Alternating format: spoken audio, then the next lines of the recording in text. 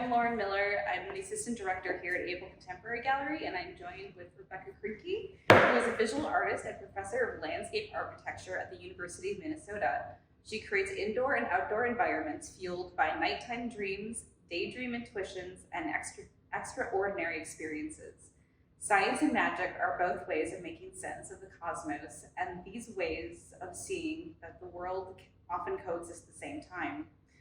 Krinke offers her art as a catalyst to altered states and anomalous conversations. So, title of the show is Anomaly Field Station. Can we talk first about what an anomalous experience is and how they informed your art practice? Well, an anomaly, first of all, thank you, Lauren. Yeah. Thank you, Abel Contemporary. It's really a pleasure to be here, and I've loved it. It's been like an artist residency to make us work in this space, so that's an anomalous experience right there, just to have this like amazing space and this opportunity. I mean, anomalies are interesting because they're the thing that stands out, the thing that's different, right? Because there's a comparative sort of matrix, and there's that anomaly. And so in science, a lot of times they'll say like, well, that's an anomaly, don't pay attention to the anomaly. And there's a scientist I really admire at Stanford, Gary Nolan, who's talked about, it's the anomaly. When that shows up, I tell my graduate students, let's dig deeper, let's find out the meaning of the anomaly. Yeah. So lately I'm just, in my own life and art and practice, I'm trying to like embrace the power of the anomaly. Instead of feeling, different hybrid, it's an ongoing quest, because I think artists are kind of an anomaly and it's an important job. Yeah. Yeah. So I think growing up, my anomalous experiences were things like, my love of nature, non-human nature. I remember profoundly looking at like a blade of grass and a giant elm tree and thinking, they're both plants. And my brain kind of, when you're little, and then, or a bulb, like blue squill. Maybe that's where the blue came from. Thank you, Lauren. I did that. You did that. It's a spell. The spell is working. Blue squill is just this lovely little bulb, and it spreads, and it'll come up like squirrels dig them up, and they get planted, and they'll come up. And when a little kid, they came up in the lawn. I'm like, what is this? Yeah. And my mom's like, oh, it's a bulb. And I'm like, well, did you plant it? No, it just came up. Yeah. It was so beautiful and amazing. So I think nature, and then more as an adult, that there was this powerful dream that started the actual core of the art making. So talk a little bit more about that. So when we say anomalous experience, a lot of things we mean are like sudden revelations, as we might call them. You suddenly have an awareness of all this information that kind of came out of nowhere, like suddenly it's been downloaded into your brain. Another example of an anomalous experience might be an encounter with paranormal. So maybe, sensing the spirit of someone, or getting communication, or seeming to get communication from a loved one who has passed. But dreams are also fantastic examples of anomalies. So talk about how these dreams have kind of led to you being an artist. Got all those things you talked about. Yeah. Yes, got all those things. Well, shout out to my bestie, Janet Rolfer, who is an amazing artist, and we met in college, and I was in landscape architecture school, and Janet was in art school, and I think I started to feel like, oh, that's what I'm missing. I always was a little artist, and I made forts, and I was always a maker, and I collected fossils, but I made my own fossils, so I really always kind of was an artist, but Janet helped me. So it was after I moved to Boston, and I was out of school as a landscape architect. I had my first job as a landscape architect, and I had this really powerful dream where it was almost like a lucid dream. I was in a bedroom on the second floor. It wasn't my bedroom at the time, and it was snowing outside, and there was a street light, and it was that orange, because I'm a landscape architect, it was a high pressure sodium street light. That orange color was very profound, and it was like there was like this kind of presence, and at the time I had the dream, I interpreted it as a bear. And it was really powerful. In the room with you or outside? In the room. Okay. In the room with me. was, I must have been in the bed seeing the storm, and then there was this bear. And when I woke up, I remember thinking, I need to make an aluminum foil bearskin rug. And that's what I did. And I made it like a gift for a friend. Yeah. So that was beautiful because it didn't feel like maybe that was an anomalous experience. It didn't feel like any quest for like what I would make it out of. You know, it's just like delivered to me. Yeah. You know? So that was the start of the true core. Yeah. From beautiful beginnings. So let's talk a little bit about the specific installation that we're sitting in front of right now. So it's kind of go element by element here. So first we have the table. Yeah. And on this table, we're seeing these apports, which is a 19th century term for a sudden appearance of something. A lot of times they were flowers, sometimes they were fabric, sometimes they were an actual picture of an individual. It could be a lot of different things, but this is like flowers were an incredibly common apport during the 19th century. So we see a little bit of that going on, some of this kind of amorphous, ectoplasmic, like translucent material. And we have this fantastic giant gazing wall in the center. So let's talk a little bit about what's on the table here. Oh, nice. Well, we may have discovered where the blue comes from today. Yeah, so that's because people said, why are you so attracted to blue flowers? How did the blue flowers come into your work? And I remember thinking, I'm not totally sure. Then I learned about the idea and the term apports, you know, because I said, like, that's a mystery. We should be able to embrace mystery, and it can just come. But then I learned about the word apports, which means a manifestation from an unseen dimension through a medium, maybe an artist, or typically, mediums, but maybe artists or mediums. And I thought, that's what they are. They're apports. And, I'd been to Supernatural America. I was very interested in this, but I don't know if I'd heard that exact word, or I had, but it hadn't blossomed. So I'm like, yes, that's because this is maybe I've had a few shows with the blue flowers. But this is maybe the most potent indoors. I've made big strands of them and hung them in trees outside. For a show. So the other interesting thing so I know a little bit about this because I studied 19th century spiritualism as a topic for my thesis. So the belief that was held around apports is they were created by the medium. They're the interaction between the spiritual realm and the medium. So they're technically kind of the medium. They belong to the medium. And there wasn't really ever a question about that. Like they weren't necessarily from another realm, but the medium was facilitating their existence in the space. The manifestation from some unknown process. Right, but it is only through the medium that we can have it. Yeah, absolutely. So another thing I really love about this gazing ball, which you've mentioned in your statement, they've been around since 13th century when they started really appearing, and they've kind of always been an object of like mystical observation. And it's really like, I encourage you to get up and look at this closer. It allows you to have this kind of out-of-body 360 image of the room, which is really interesting. And I love the optics of that. And it's really powerful.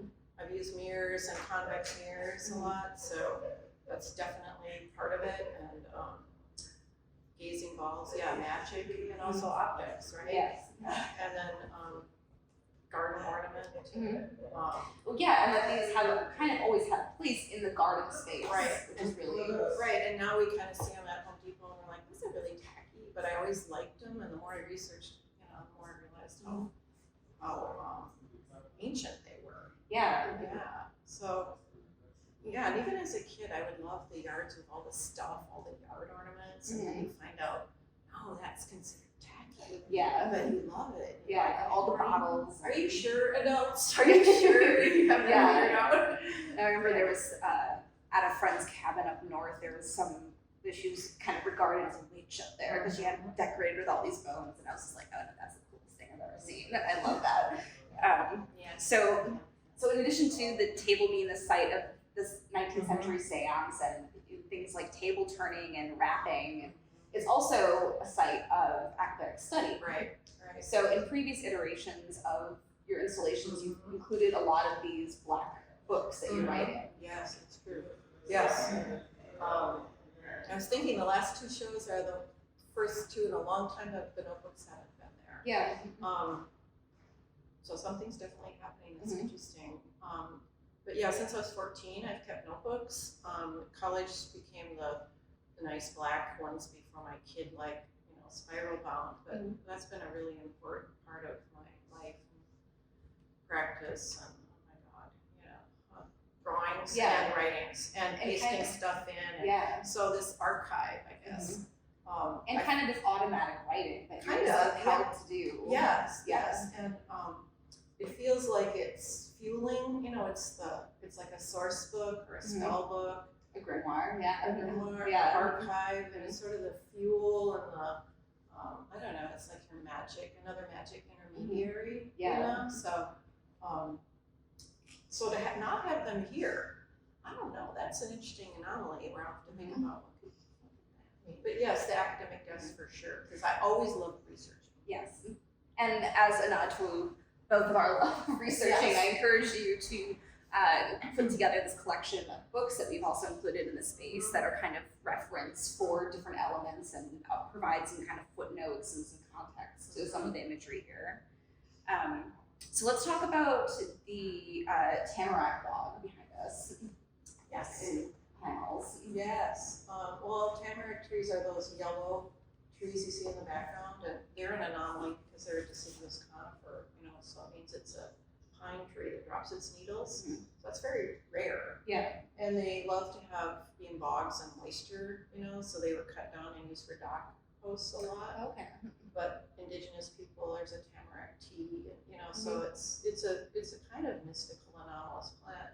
And then in the spring they get these lime green needles and they're just gorgeous. But in the winter they look totally dead. Yeah. So I have sort of a landscape architectural commission at the school, and of course I want to make a tamarack log now. And then I'm like, what blue flowers could I plant? So maybe something interesting is happening. But yeah, I took that photograph just kind of feeling like artists need to do whatever they need to do for their art. And I thought, well, I'm not really a photographer, but I can find the photo I need. So that was a new development. I haven't used a photograph in my work before, but this has now been this is the fourth show with the tamarack log. Okay. So that was definitely crossover. And, maybe if I do plant tamaracks, it's going into the real world. So, yeah, that makes us nervous, right? They're like, oh, it's getting into the present moment. You can't hide more. You want to hide more. I don't know what's happening, but it's exciting. And they're a strange liminal place in that you can't walk through. Right. Not really. Not really. Get really wet. Yeah. So to have this view, it is kind of like we're levitating in this space. Yes, you're right. You're right, Lauren. That's a good point, because I was right at the edge of the dry. And I knew if I walked one more, I was going to start to sink. Yeah. And so I was right on the edge. Yeah. The edge of the great beyond. Yes.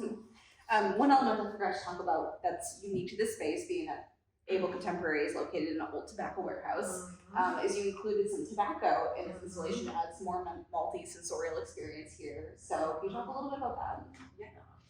Well, of course I researched the place immediately, when I found out about this opportunity to apply, send a proposal in. I thought I had no idea Wisconsin has tobacco and all this, really got involved with that, how beautiful, and the process,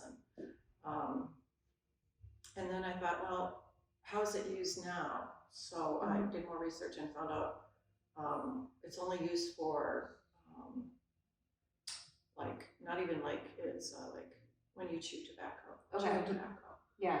But I found the company that uses the Stoughton, the Wisconsin tobacco. Yeah. So I found that, and I bought some of that, and we agreed it kind of smelled like raisins. Yeah, really raisins. And Lauren was here when we just sprinkled them under the orb, just for a little magic. Because it doesn't really have a smell, but we know it's there. We know it's there. Yeah. And it's kind of a nod towards using tobacco as an offering to lay down in order for the spirits to communicate with you. Yes, because it's, again, it's abused, but when not abused, it's very powerful medicine. Yeah, absolutely. So another element of this installation is the UAP, which is a new word for UFO, unidentified aerial phenomenon. photo that's known as gimbal. Right. So talk to me about your intent for including this in this piece, because it really kind of shifts the direction here. Yeah. Well, this gazing ball could also be considered a UAP because, you know, the Pentagon and NASA and Congress has been seeing, they've provided, you know, the orb through Turkey, the famous video that they're saying, yes. I mean, NASA really, you don't know what it is. They fly around, they do things, and they're, can't predict. right, and they're metallic orbs. I'm like, the gazing ball, a mystery of the mystical, and then these, what are they, right? I mean, it's an interesting time to be alive. They're trying to figure out what these things are. And they're being so legitimized by those who are observing it the most. Right, yeah. Right, and so the congressional hearings on UFO, you know, so I was working on this installation 2 weeks ago to finish it up. I think it was the day before I finished. The congressional UFO hearing was going on, and you know, I mean, there's always been this thing like, you know, angels, are angels now appearing as technology? I mean, there's all sorts of ideas of what is science, what is magic, what does it mean to humans, what does it mean for the earth or our cosmos. It's just a really interesting time to be alive. And I thought, well, I don't know exactly, but I think thanks to number 5 being experimental space, I thought, you know what? As they explore this, and then there's just going to be this view of this still from the video, and just you know, just kind of a question mark maybe, or if you go and read this sort of, I was experimenting with a didactic that was kind of like clues or research clues. Which I've actually gotten a lot of really good responses to. Oh, really? From fellow academics, like, I love that. Oh, so, that's great to hear. Because Yeah. So I think a lot of things are coming together for me that I never thought would, and hopefully that's the case. And I just thought I need to experiment. I went to a fabulous conference in Houston at Rice University called Archives of the Impossible, and I watched it online last year. And Jeff Kripal at Rice, it's all online for free. I really recommend it. It's really quite amazing if you're interested in this material. Yeah, and then so one of the I guess explanations for UAPs that I'm most interested in is seeing them as windows, basically.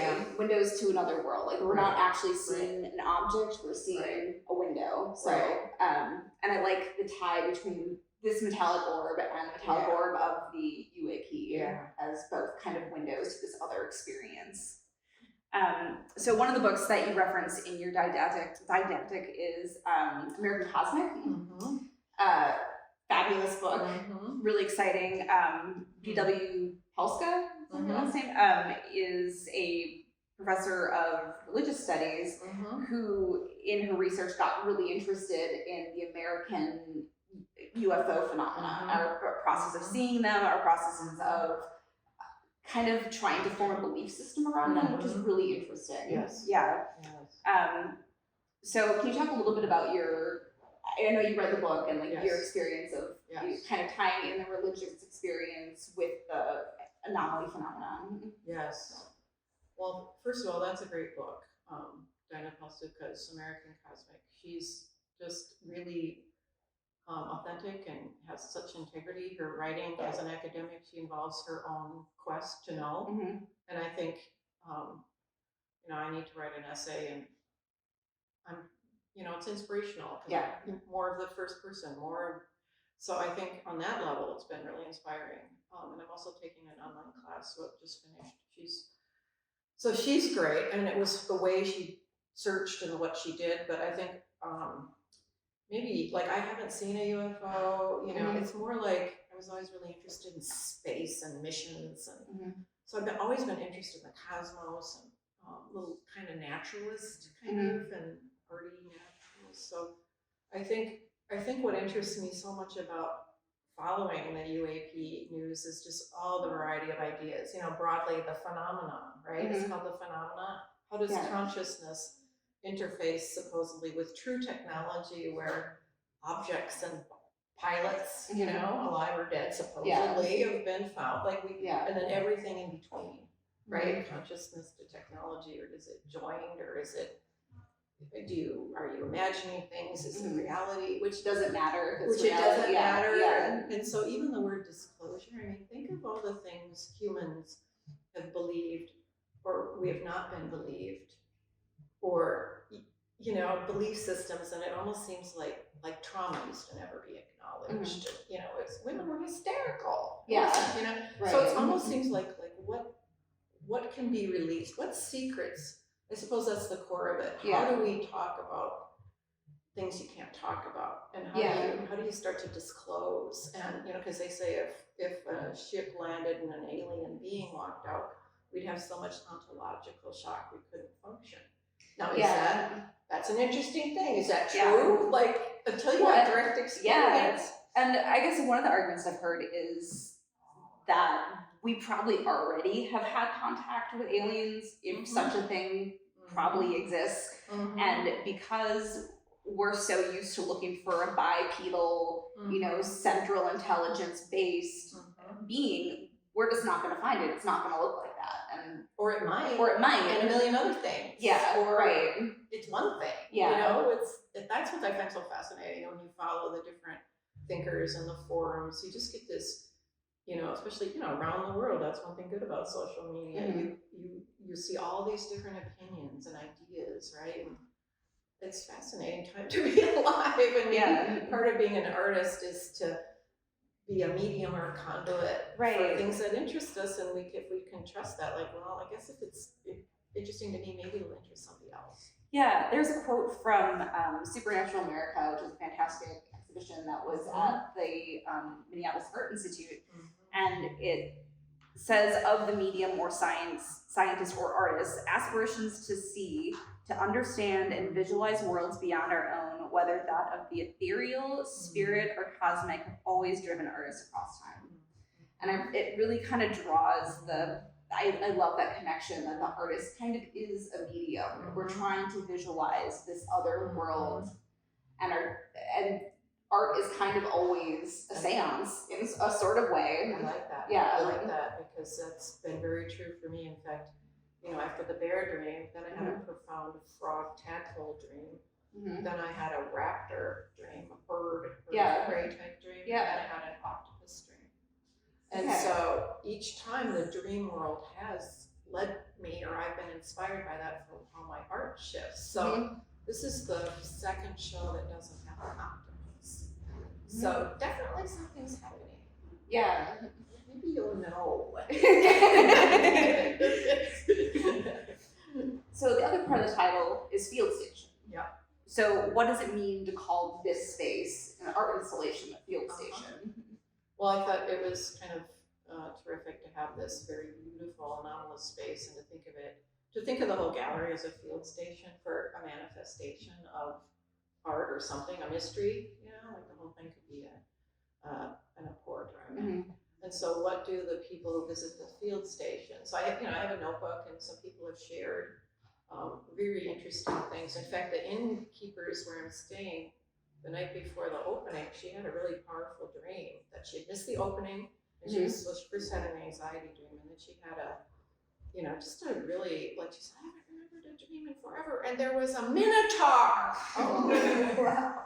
That's pretty fantastic. She had looked at my work online because she didn't know. Originally I said I'm installing a show, so she thought I was an exhibition designer.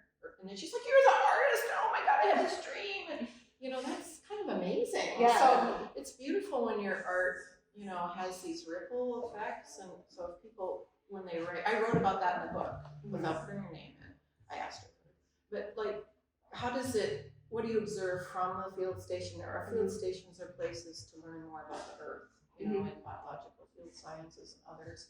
It's a place, you know, to gather and learn more really about the earth in the field. Yeah. Right. So here we are in an art gallery, but we're trying to figure out what is the larger field, or why do we have art gallery? You know, it's like a very kind of, you can get meta or super, you know, what is these made out of? Yeah. Like, I don't mind I like all of that. Yeah. Right. Yeah, the macro or the micro kind of approach. Yeah. So in a field station, you might expect to have different instruments measuring scientific, whether that's like magnetism, you know, changes in air pressure, any of that stuff. Yep. So a lot of these technologies, including the camera, one of the earliest uses of the camera was to legitimize ghosts.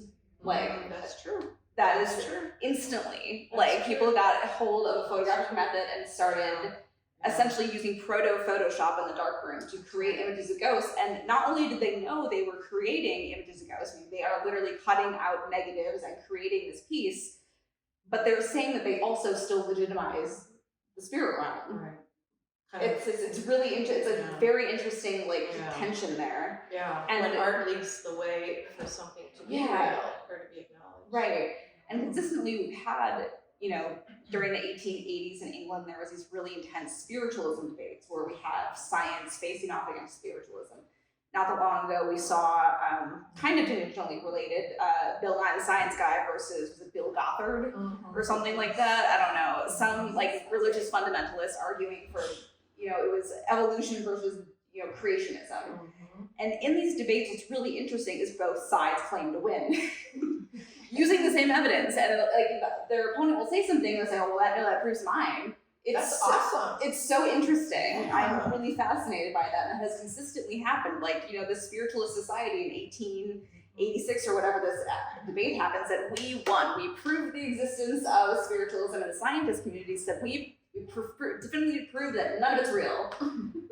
It's really paradoxically both are true. Yes, yeah. But then when you get into really higher levels of science and start talking about things like quantum, things start to make less sense and start to get more paranormal. No, absolutely. Yeah. It's like Schrodinger's cat, right? Yeah. It's alive and dead at the same time. And so other dimensions, you know, aliens are from other dimensions. They're time travelers. They're, you know, our relatives. They're presenting when they used to present as angels. We don't know what they'll present as in the future. You know, it's all an unknown, and it's just such a weird, fascinating time.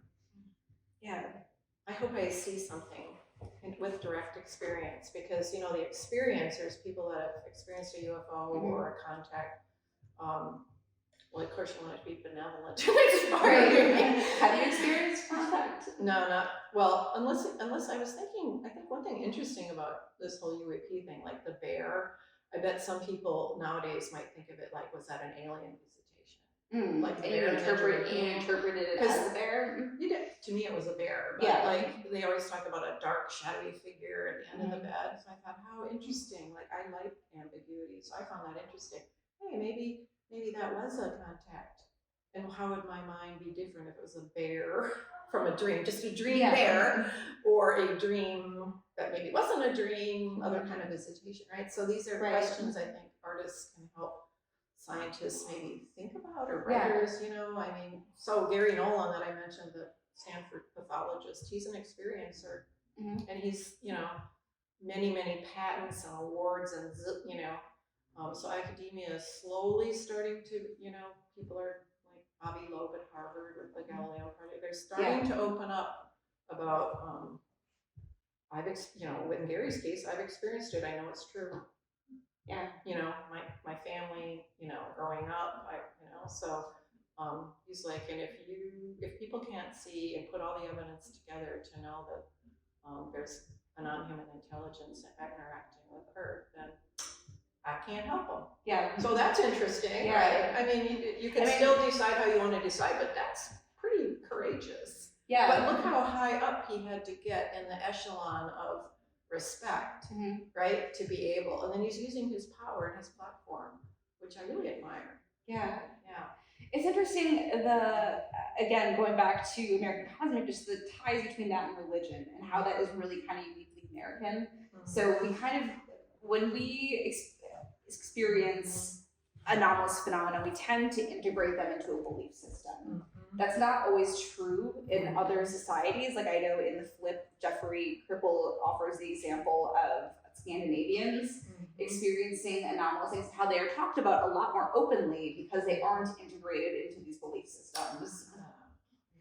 So, yeah, here's what it makes me think. It makes me think of, like, again, being a little kid, and our neighbors next door, they were pretty religious. religious, and they were like Sunday school teachers, and you'd kind of go into people's, houses, and you'd see like more religious kind of artwork, and I don't know if they went to the church like my parents did, but somehow we got to be talking about like, I think Sunday school or something like that, and it was like, well, only when you go to a church, can you, the church is about feeling this larger than like this, this all, and like only when you gather, and I was like thinking to myself, shows what you know. And it was really like nature. I go out and commune with a tree. It works Exactly. great. Yeah. And I was like, shows what you know. I might have said something, and they're like, no, you can't feel that on your own. And then maybe that was my shows what you know. Yeah. And so we need more of that. At least for me, that's been helpful. Like there is a knowing, deeper knowings, right? And it may be different for everybody. But I knew that I didn't have to go, to a church. And in fact, I have been kicked out of Sunday school a few times because, like, okay, they're describing the parting of the Red Sea, and I'm like, wow. Why should I believe that is what I asked, right? What are you selling me? What is the well, what is the science? Like you're a kid, you're like science, and what is this religion? Like the parting of the Red Sea. That's fascinating. I want to know about that. Well, they're like, it happened. You have to have faith that it did. It's about faith or belief or something. Yeah. And I was like, and I remember getting kicked out of there, and I just said to my parents, I just have questions because fairy tales weren't true, right? Or myths, or those weren't true, right? Like Alice in Wonderland was my favorite book. That seemed much more true than the parting of the Red Sea. So I was very confused. It's really funny. I also got kicked out of Sunday school for asking too many questions. Yes, because science-minded and raised to be stubborn. I was just like, you water into wine, there's no carbon in water, and there's carbon in wine, and there's like, no, it's a miracle, Lauren, you have to trust it. Exactly. And it's just like, I know, I got some questions, and then then the whole, I think the final straw is probably the multiplying of like fishes, and I'm like, no, Newton has said otherwise, and I'm like, you can't deal with this one. You were kicked out. That's so interesting. Which is interesting because other religious practices do encourage question asking. I think that's an important thing to know. Like it's not. Yes. Yeah. Or start your own. Yeah. Right. Yeah. As we. Yeah. So I guess I'd like to open it up and see if anyone has any questions or. If it's okay, I want to jump in with the question right away because it's related to what you were just talking about. Oh, great. So, because I think this, I've thought about this before, about the idea of faith and anomalous things that happened in stories about religion. This is actually a question to maybe either of you, or I don't know if either of you would know this because I know that Lauren is an art historian. I wonder when it doesn't seem like contemporary religion would embrace a current similar experience by someone, would they? Like if someone now said, like if you said I saw the Virgin Mary, right, they would say yes because that fits in with our understanding of how these things appear. Right. I don't know if they would believe those things. And when was it? It also just seems like historically we were more, whether you were religious or not, we were in a way more open to these. We were open to miracles. To miracles and anomalous experience. And when did that change? Was it because of science? Do you know what I'm asking? Yeah, I do know what you're asking. It's a really good question. I mean, I think there is, like, the turn of modernism, I would say, has something to do with this, like our turn towards rationalism, believing that that is more true, or more, that truth is more valuable than belief, I guess, is probably where some of that is coming from. But one of the interesting things that comes up in American Cosmic too is the idea that like religious experiences, when they are happening, are not religious experiences. They have to be interpreted as that. So, so the first people, I'm trying to think of the really famous Portuguese visualization of Mary that was repeated, but it wasn't religious. In fact, they thought it was sacrilegious at first. Right. Fatima. Fatima. Yeah, that's right. Yes, they had to be investigated. Right. By official investigators from the religion. I think the Catholic Church. Yeah. Right. To be declared true miracle, Right. possibly facilitated by more saints than Virgin Mary, I'm not sure, but they make those determinations, Yeah. which is fascinating. Not sure if that really. I guess no one knows, but that is sort of. And I think we're in it now. Like, look at all look at all the religions that are like, we're spiritual, we're not religious. A lot of folks say, right? So the decline of organized religion, but the start, people are involved with their own quest for like an independent spirituality. I think that's very prevalent, at least among some people I know. Like, which is super 19th century again, is like we start getting the birth of like a global empire, which through colonialism brings in all these sources and just subsumes them all. So that was really what happened in Victorian England, is you start seeing, like, in addition to the seance space, they have like Egyptian-esque things and Buddhist-esque things, and none of them are quite right, but they kind of get the idea that they're kind of talking about the same thing. They're trying to reconcile all these ideas, and we're kind of doing the same thing again right now, basically. That's I think so too. Like, I have a project through the university that's about Western science and indigenous ways of knowing. And it's like, ecologists, wildlife biologists, landscape, and my indigenous colleagues are like environmental scientists and counselor, and they're language teachers of Dakota and Ojibwe, and and the idea is kind of to construct something that's like, a third space. There's a lot of third space series, ideas like it's not home, it's not work, it's a third space. And the first one was just, we took a shade structure out of the research plots, and the wildlife biologists said, Dad never just sat in the fields ever, because they're working. It's all about, we're tied to what our job is about. And she's like, and then she's the assistant director, and the director drives by, hey, nice job if you can get it. Kind of like it wasn't work to sit with people and learn multiple ways of seeing or knowing, or to pause, So she was interpreting a biodiversity experiment, and she talked about the trees and intention, because I said, just if everybody could just say like how they see this place, and so she's telling us all she knows about the science, which is the intent of it. And then I turned to Fawn, one of the indigenous, she's Ojibwe, and she looked at it, I see a canoe, because it has birch, it has cedar, it has like the trees that make a canoe.